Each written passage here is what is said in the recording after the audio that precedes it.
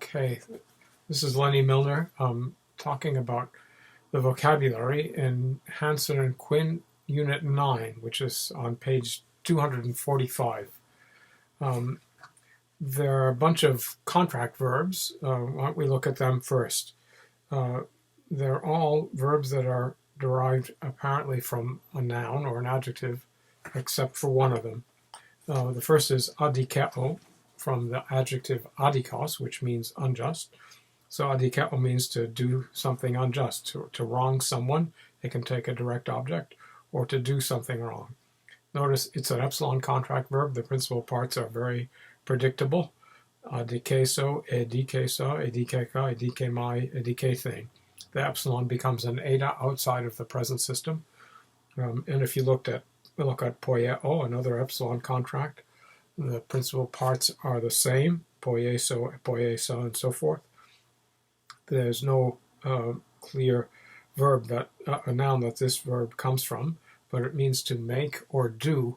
The book points out that you can use it to express a fundamental idea, like the word do in English. So you can say do art or do football and mean play it, or paint. So the verb poieo expresses the essential idea of an action. So you can say in Greek, do sacrifice, and it means, with a noun that means sacrifice, and it means to sacrifice.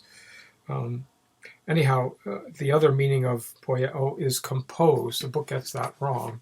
It doesn't mean to create. It means to actively compose something and perform it at the same time, in at least its original meaning. And that's where it comes to be related, to be a word for poetry. Poietes, a person who composes, is a poet.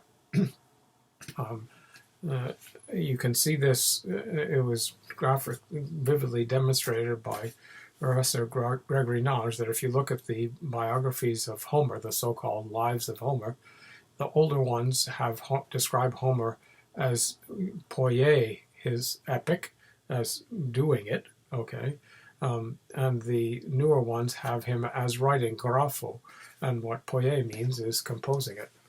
All right, so there are those two epsilon contract verbs. There are also two alpha contract verbs, nikao and timao. Nikao comes from a noun nike, which gives us the name of a sneaker company, which means victory. So nikao means to win, to gain a victory, but also to defeat somebody. And it takes a direct object in that sense. Again, the principal parts follow the same rule. The final vowel of the stem before the personal ending, nika, becomes an eta. So we got nikeso outside of the present system, nikeso and nikesa, and so forth. And the same with timao, timeso, atimesa, and tetimeka, and so forth. Timao comes from a noun time, that means prestige or honor, and so it's a verb that means to honor someone. Let's look at some of the nouns in this lesson. The first one is agon, agonos. Notice that it becomes a circumflex in the genitive. That follows the rule about persistent accent of nouns. The book tells you it means contest or struggle, and this word is cognate, or is the word from which the English word agony comes.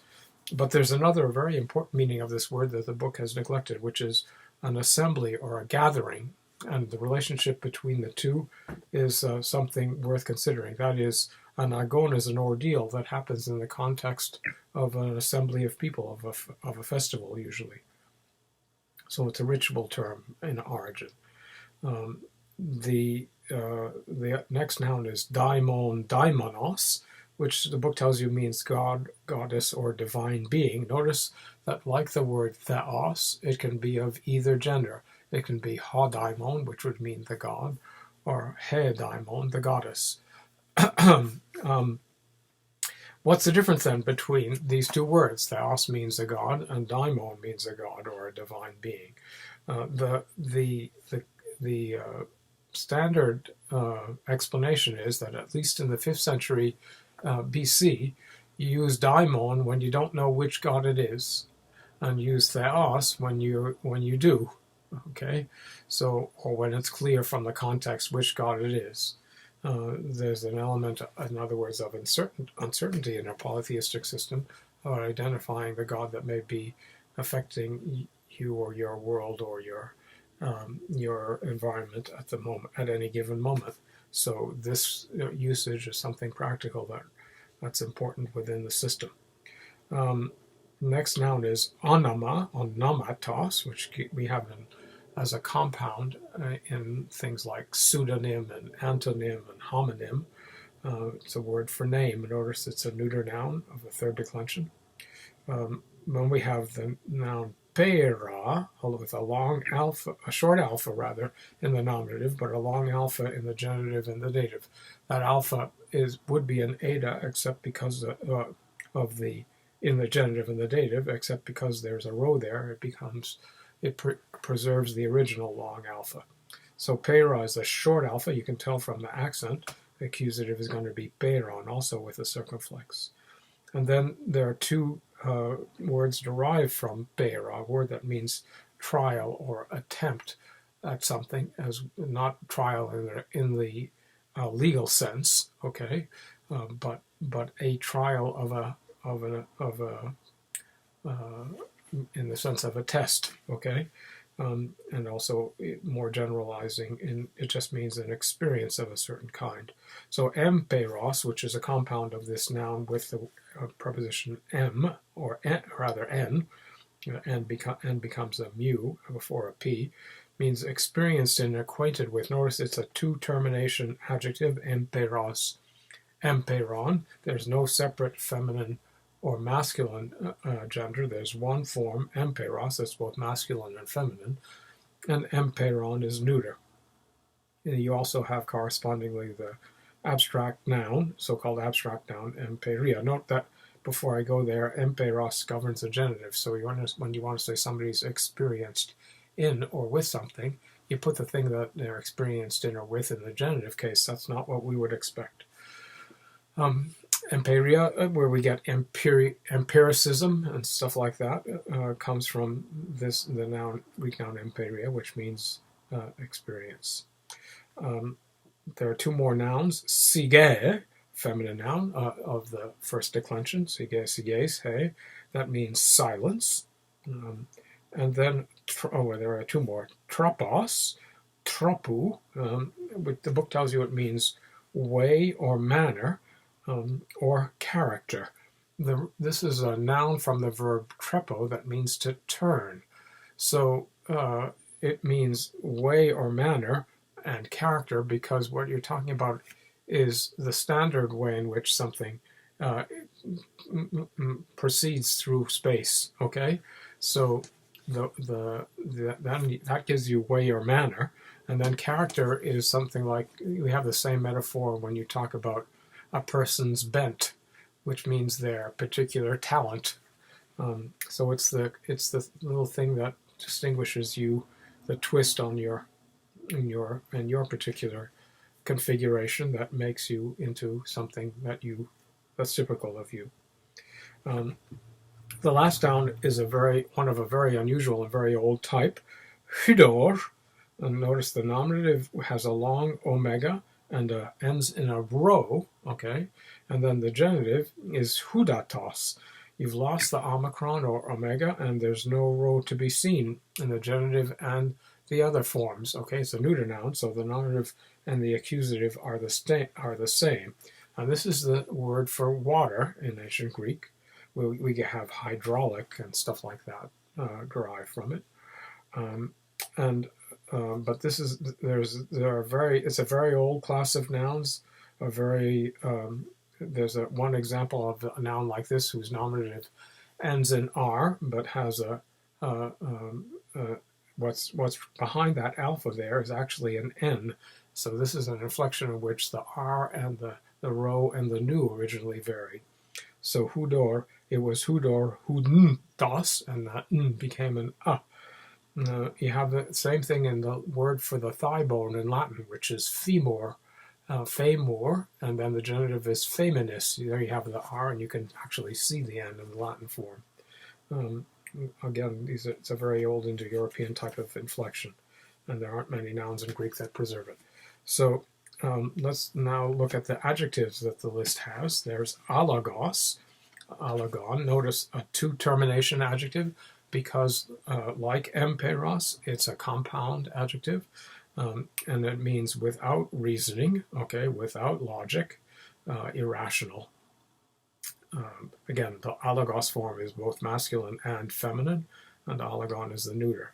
The next word is barbaros, barbaron, okay, which, notice again, there's no separate feminine distinct from the masculine. There's one form for both, but this is not, at least not apparently, a compound adjective. What it is a very old adjective, and it goes back to a time before there was a feminine form distinct from a masculine form. Originally, in the gender system in Greek consisted of animate, or in Indo-European, consist of nouns and adjectives that were animate, that is alive, and inanimate, that were not. There are a few old words like barbaros, old adjectives, that were not compound, but never had a separate feminine. And barbaros preserves it. It tells you that it means non-Greek or foreign. Don't be tempted to translate it barbarian. That has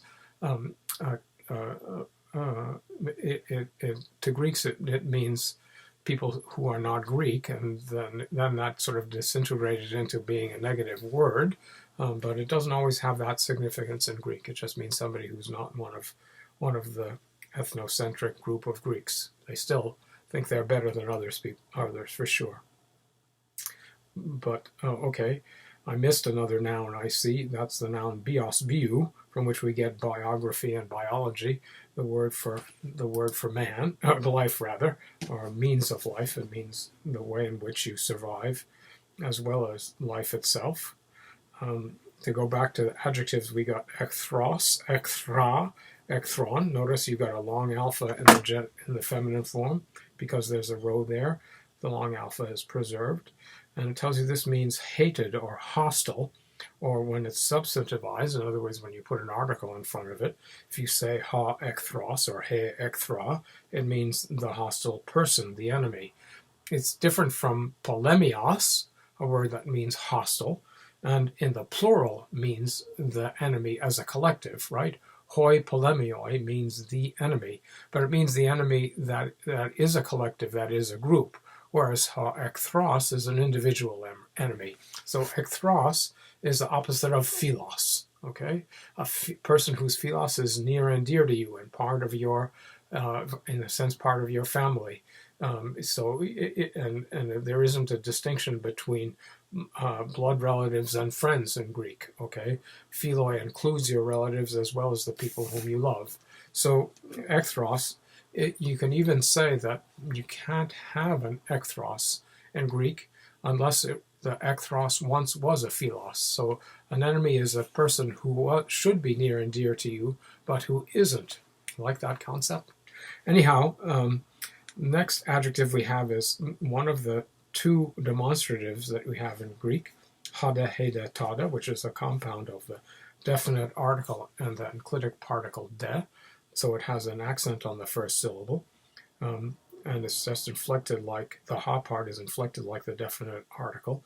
And the book translates it this, and then there's hutas, haute, tuta, this inflection you learn in this lesson, and it translates that one, this and that. Remember, this is because the book doesn't understand a two demonstrative system. The hada, heda, tada means instead this of mine, okay, and hutos means this of yours, whereas akenos is a third person demonstrative, that thing of hers or his or theirs, okay. So you have this in some Romance languages, a three demonstrative system. Let's not confuse it by saying one means this and that and the other only this. There is this beautiful thing of an adjective derived from the demonstrative hutos, word for this of yours, and that's hutos. It puts the S in parentheses. The os ending is the usual ending for an adverb, but in the case of hutos, it's weirdly different. You only put the s at the end of huto when the next word begins with a vowel. When it begins with a consonant, in other words, this is huto without the s. And it means thus, okay, which is actually the adverb originally from this, in this way, or thus. Okay, I think that's everything except for the very last word, the preposition hyper, which governs two cases, the genitive and the accusative. The accusative, I think, is easier to understand. It means beyond, in the sense of going beyond, okay, or over what you should. So if you go beyond the limit, you put the limit in the accusative case after hyper. Whereas the hyper with the genitive means over or above in place, not moving, okay? And from the idea of being over something and protecting it, supposedly you get this notion of on behalf of someone or something, having a benevolent relationship to the positional relationship of being above someone. All right, that's the nouns in this lesson, and adjectives and verbs and preposition.